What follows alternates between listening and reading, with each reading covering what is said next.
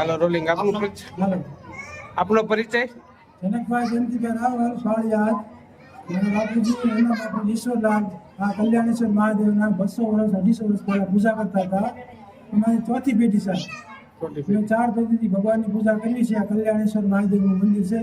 ફાળિયાદ ગામે નદી ગોમા નદી કાંઠે છે અને ભગવાન શ્રી નારાયણના દર્શન કરીએ. લક્ષ્મીનારાયણ ભગવાનનું મંદિર છે અને અંબામાનું મંદિર છે. 3 મંદિર છે.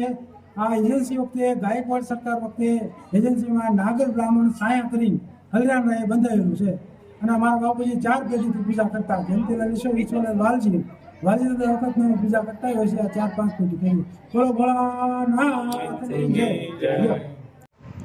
कैलाश के निवासी नमो बार बार हूँ आयो शरणથી પ્રભુ તાર તાર તું।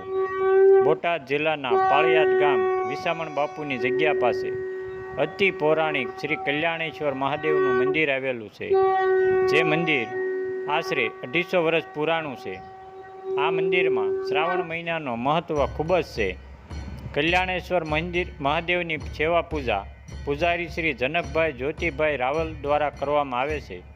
મંદિરનું મહત્ત્વ મહાદેવના આશીર્વાદથી અને સમસ્ત ગામ લોકોના સાથ સહકારથી ખૂબ જ વધારે છે। જે પણ કોઈ દાદાની પૂરી શ્રદ્ધાથી સેવા પૂજા અર્ચના કરે છે તેને જરૂરથી ફળ મળે છે। શ્રાવણ મહિનામાં ભાવિક ભક્તો મોટી સંખ્યામાં મહાદેવની પૂજા અર્ચના કરી ધન્યતા અનુભવે છે। બ્યુરો રિપોર્ટ વિપુલ તાવિયા, બોટાદ।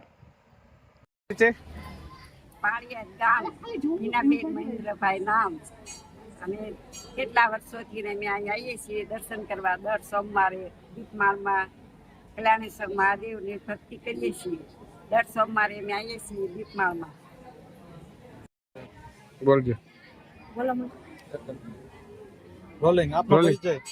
મારું નામ જયશ્રીબેન ધનજીભાઈ સીલું છે। અમે રાજકોટ બ્રાહ્મણ જ્ઞાતિ છે અમારી, અને કલ્યાણેશ્વર મહાદેવની અસીમ કૃપાથી અમે ઘણા વર્ષોથી અહીંયા સેવા ભક્તિભાવ કરીએ છીએ અને અમને અહીંયા મંદિરે આવી અને અમે ઘણો સંતોષ અને શાંતિ પામીએ છીએ। જય કલ્યાણ મહાદેવની જય, ભોળાનાથની જય।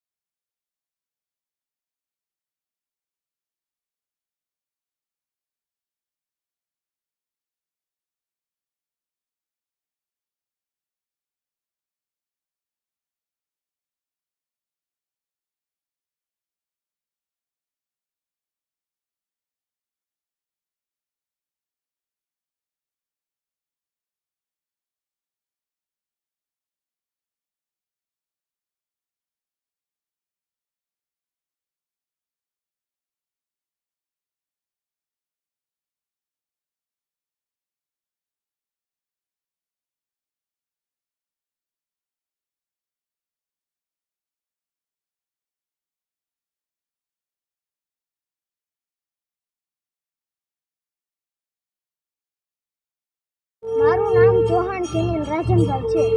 આ શિવનું મંદિર 200 વર્ષ જૂનું મંદિર છે। આ દર શ્રાવણ મહિના શ્રદ્ધાળુ લોકો મંદિરે દર્શન કરવા આવે છે। 100 થી 150 જેટલા લોકો આવે છે અહીં। દરરોજ સવારે બધા દર્શન કરવા આવે છે। તેથી બધા શ્રદ્ધાળુ લોકો રાતે દિવસે આરતી સવાર ટાઈમ આવે છે।